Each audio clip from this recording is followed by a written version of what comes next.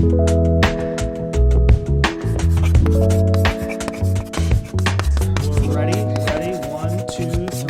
everybody, welcome back to Chalkboard History. We're going to talk about something that a lot of people talk about, but kind of often in a like on the edges kind of way. We're going to talk about the American economy and whether cotton was really king. So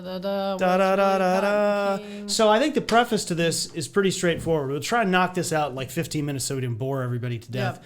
But there's two things I've heard all of my career, and not that cotton was king. It's that the northern economy was all based on industry, right. Which itself is a myth because the North had a lot of agricultural output. And I guess also the other one is that the Southern economy was the king. The Southern economy was sort of driving the engine. So what say you? Well, so one of the assertions that we hear all the time is that the main reason that Lincoln didn't want the Southern states to go, the reason he tried to keep them in the Union, is that the entire United States economy is riding on the back of cotton. It's, 51% of the exports leaving this country are cotton-based exports. Therefore, clearly, cotton is the most important thing that we are producing in this country.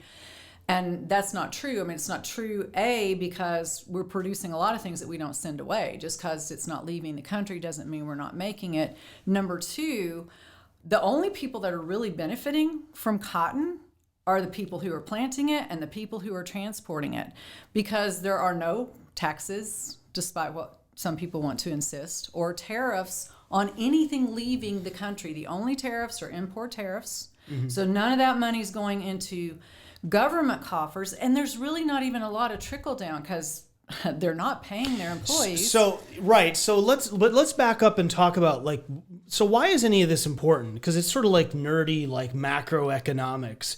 And I thought that we should do this because I think it permeates the discussion that can often happen about secession, because I think it's a misunderstanding about what was really going on at the time. So you mentioned taxes and tariffs, and I think that some people probably don't even understand the difference in the two. I mean, there's no federal tax. Right. So tariffs, import tariffs, because there's no such thing as export tariffs, like civics lesson. Mm-hmm.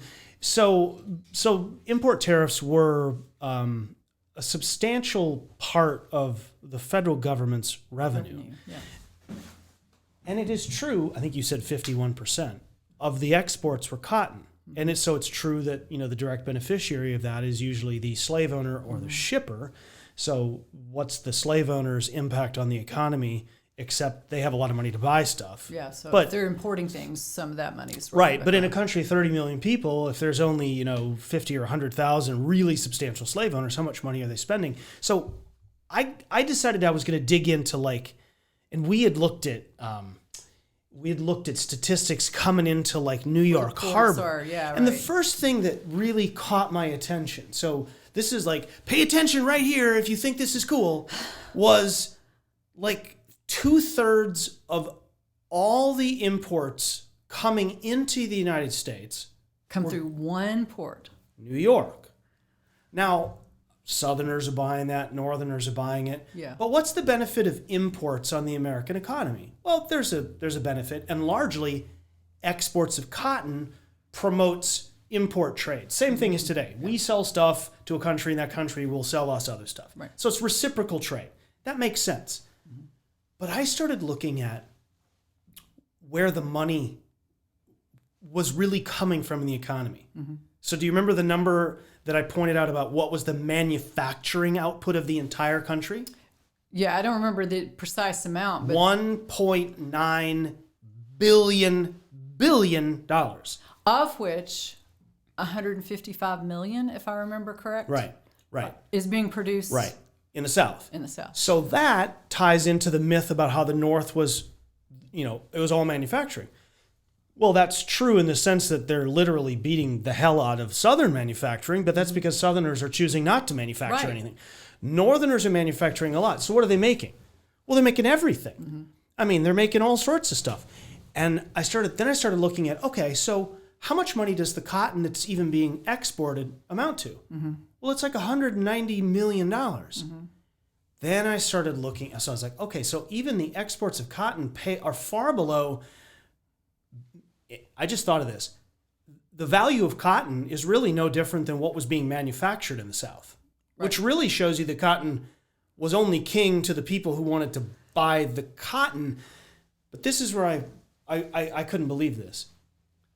What are the things? Well, like I think you already know the answer. Okay, so what were the 3 or 4 things that were being manufactured that actually exceeded the value of all the cotton? What was the country making? We talked about, well, there's gold and silver were a surprise, but that's not something we're making. But shoes and leather goods and stockings, boots. So that's right, boots and shoes and manufactured cloth. Clothing. Yeah, clothing. And then when you added in cornmeal and wheat flour. Because by the 1850s, Chicago is the grain capital of the world. It's already replaced Odessa. We are exporting more grain. Odessa in Russia. The Ukraine. Yeah. Well, Russia, Ukraine. Yeah. Putin thinks it's the same thing, right? Yeah. Anyways, Vladimir Putin just finally entered Chalkboard history. So shoes, boots, and derivatives of northern agriculture amounts to almost $400 million. Blows cotton away. And here's the thing. So the cotton goes out. So somebody in Great Britain makes something out of it. Right. Slave owner makes the money. If you're a farmer and you're growing wheat and I sell it to you because you're the miller, and then you mill it and you sell it to the grocery store, you see how that works? The same thing that drives the American economy today is internal production and consumption. The import and export side of this, all of a sudden it started to hit me. I was like, we've literally been looking at all the wrong things, numbers. Yeah. And if you look, the grain, I think the production of grain is one of the best places to see that, because you have all these Midwestern farmers who are growing it. They're buying John Deere's stainless white plow. Guys. Yes. No slaves. Yeah. White hands. Growing stuff. Which they had been told in the South, white people couldn't work outside. Oh, yeah, it's not quite as hot though. Except the poor whites. Except the poor whites. The poor whites can work outside. Yeah. But the rich whites, their skin gets really burned. It's bad. And then Cyrus McCormick then gives them sarcasm? A little bit. It's all right though. Sarcasm is good. Hey, listen, we're trying to make this engaging. So then you have Cyrus McCormick creating the reaper to make the reaping easier, and then they put it on a rail car, they put it on a boat, and they take it to Chicago, where the Chicago Board of Trade, who has guys fighting out here by the way, has built grain elevators, and they don't even use sacks anymore. They're pulling it right up out of those rail cars and grading it and putting it in those silos, and then they're dumping them in a rail car to send them across the country and around the world. And so that's a whole bevy of people whose lives are being dramatically impacted, to your point, by all this grain. So in the 1850s, there's actually a speech I believe he gives in Kalamazoo. He's running around, advocating for, I think it was Fremont's election, and it was one of the moments when Lincoln is talking about like the working class, but he's making references to what really is the early glimmers of the middle class, and you're beginning to see whites who are making just enough money that they can own 50 acres, 70 acres, 100 acres. They can buy some basic necessities, boots, shoes, paint, things that when you look down through the manufacturing list, it's amazing. So as I got done with all like statistical analysis, because you can Excel spreadsheet this stuff to death, right. There's imports, and we're importing lots of stuff. We're exporting a lot of stuff, but half of it's cotton.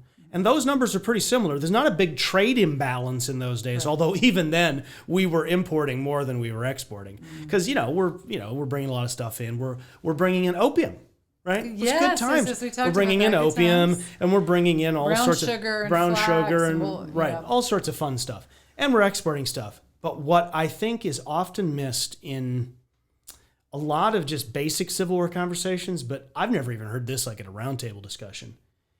I don't know that anyone I know someone has, but I guess maybe I hadn't, and I'd never heard anyone really drill into it. I don't think anyone had ever seriously looked at the manufacturing output of the United States, not just the North or not just the South and whatever the difference was. The manufacturing output, which was 1.9 billion overall. Yeah. That's 3 times what we're sending out and bringing in. And all of that stuff, folks, it's not the same stuff. But what they're doing is exactly what we're doing today. Guy in Oregon grows lumber. So he sells it to somebody who cuts it down or buys it, ships it, ends up at Home Depot. So Home Depot gets it, they sell it to you and whomever else. And so there's like 3 or 4, 5 different layers and a ripple effect. That's what's happening all over the United States. And interestingly enough, if you look at percentage of population, it's happening in the South, not in a much different way. If you look at that imbalance between what's being produced up north, what's being produced down south, it's pretty reflective of the population. You know, it's a little low on the southern side, but all of the... It reminds me of the scene from A Christmas Carol when George C. Scott's in the market with the Christmas Ghost of Christmas Present. He's like, there's a lot of buying, isn't there? And there's buying going on all over the country. So those 3 things led me to my ultimate conclusion, which is that, or my ultimate question, did the people who led the secession movement actually believe the cotton was king and that it was so important that the rest of the world would just cave and fall on their knees? And I don't know the answer because I keep asking myself, did they not understand what was happening in the rest of the country? Or had they just convinced themselves it was true in their just ridiculous lust to protect slavery at all costs? So I have a thought about that. Look at Mississippi's the second line of her Declaration of Secession says, our position is thoroughly identified with slavery, the greatest material interest in the world. I think that there were plenty of people in Mississippi who did think that, and they thought slavery was the only way it could be done, and if we lose it, our whole way of life collapses. And part of the way you can see that is they're not the ones buying reapers and some of those, and we even talked about cotton gins. If you build your own cotton gin here in the South, you got to order all the pieces and parts from somewhere else. So I don't think they're not adopting industry as quickly. They're not adopting infrastructure. The canals and the railroads are largely. So I feel like there's a sense in which slavery is almost, it imprisons them a little bit. They can't think outside that world to dream something bigger, something different. I have a theory. Okay. Lay it on me. And my theory is the rejection of manufacturing. Because I was looking at what manufacturing was in the South. Here's an interesting stat, because I was actually looking at a variety of businesses. About half the labor force in North and South, regardless of what they were making, were women. Especially in the textile. I know you broke that down. Especially in textiles, right. Yeah. Thousands of women. But they're all white. And I think what's interesting is it's a twofold process by the aristocracy.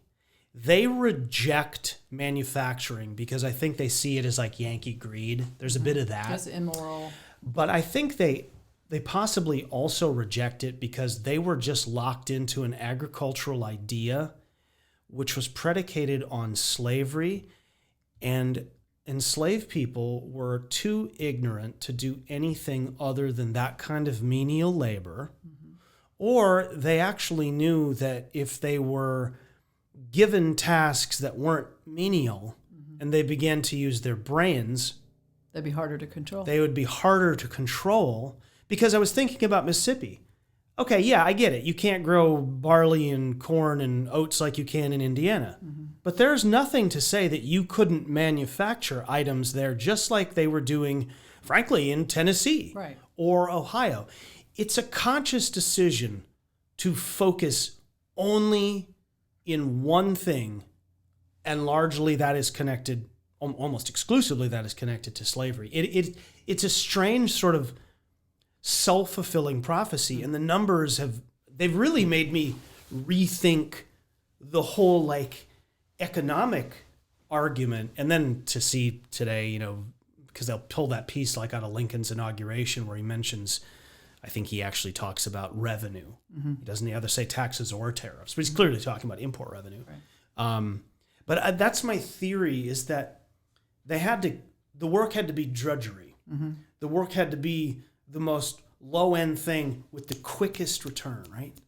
Grow the cotton, pick the cotton, harvest the cotton, plant more cotton. Do it again, do it again, do it again. Don't ever make clothing that we can sell, or boots.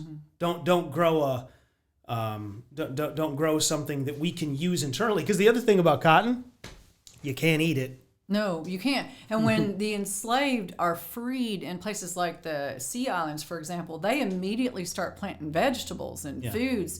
And, people who come by in behind them are like, but you could be planting cotton and you could be making money. And that they clearly saw that. You can't eat that. We need something that will nourish us. The other thing is, I think Think about Northerners. You could plant corn and wheat. You could feed it to the animals, and then you could sell what's left. Yeah. You could do both at the same time. You could do both at the same time. You could have a cash crop that, by the way, is also edible. Which, you know what? That's happening all over the country now. Yeah. Yes. Yeah. We've gone back to those farms. Yeah. Where we're well, after slavery ended. After slavery. But because it's such menial work, it's beneath the dignity of the white man. Whereas in the North, Yankee industry and work has dignity, and they see that in the war, because you send these rich boys off to war, they don't want to dig a ditch, they don't want to build fortifications. Well, so here's a final thought though. So you mentioned the rich ones, and I get that. What about the poor ones? The poor ones, so probably 90% of the Southern population was relatively poor, not illiterate. There was high literacy rates, I think a lot higher than people would understand. But this whole system actually, I think one of the tragedies, slavery is the most tragic. Poor whites were, I wrote in the book I'm working on, they were shackled by invisible chains. Right.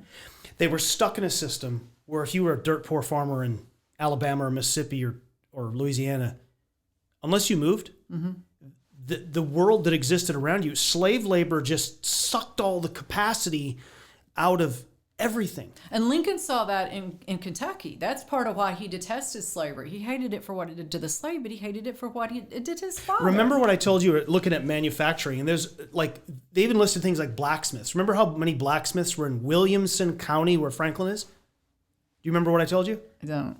There was one. Oh, that's right. There was literally one blacksmith in Williamson County. And I was like, that is impossible. There's a lot of horses. They all wait a second. Well, the town is, a few hundred people. Women and children, there's probably only a few hundred guys. And I was like, John McGavick didn't need a blacksmith. He had a slave. And I went, oh.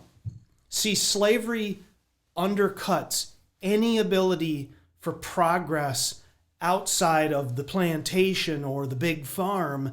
And then I go back to immigration. I was like, it's no wonder all the Irish and the Germans and the Scandinavians, they didn't want to compete with that. They might not have been able to speak English, but they were smart enough not to go where the jobs were not, because they went where the jobs or the land was. Yeah. And that's why the cotton is not even trickling down, because none of that money's leaving the plantation, because they're not doing business in town. They don't have to. It's all happening on the plantation. Right. It's all self-contained. Joanna and I were talking about, if you were, say, Nat Chairs or or the McGavicks or even the Carters, what would they need to buy that would stimulate the economy? Maybe they buy a watch. Coffee, tea. Maybe they buy some carpet. Furniture. They don't need any corn. They don't need any grain. They don't need any bread. They don't need a blacksmith. All of the things that promote, there's a lot of buying. There's not. It's all free. If you're on the plantation, it's free. And you're not contributing to then the economy of the town at all. They don't get any benefit from So thus, when you look at imports, to go back, final thought, 2/3 of the imports flown to New York. I bet 2/3 or 75% of those imports never made it to the South, Because why would they? Because you had people all over New York City, all over Philadelphia, all over Boston, all over Chicago, all over big cities, and in a lot of small areas, they were buying stuff all the time. You weren't going to ship it to Yazoo County, Mississippi in bulk. Not from New York. Not from New York. So I thought it was interesting to talk about because it really, cotton was king to those who were the kingmakers in that area. But my final conclusion was that the northern economy is driving the American economy. Mm-hmm. And if those two countries had remained separate, they could have lived forever. Those northern states, because they had everything they needed. They were producing food. Could you imagine if the Confederacy had won and held together, theoretically, which so what if all of a sudden the United States, what's left of it, just says we're not selling you grain. We're not going to sell you A, B, or C. Yeah. It's such a crazy world that it could have been. And ultimately, the South remained very fixated on agriculture. Mm-hmm. I think often to a terrible detriment for far longer than it needed to. And now you see these great southern cities that have, the traffic sucks and prices are high, but they've really emerged into a new world along with the rest of the country. Right. So I think it's an interesting study. Any last thoughts on was cotton king? Not to most folks. All right. Thanks, everybody. Thank you.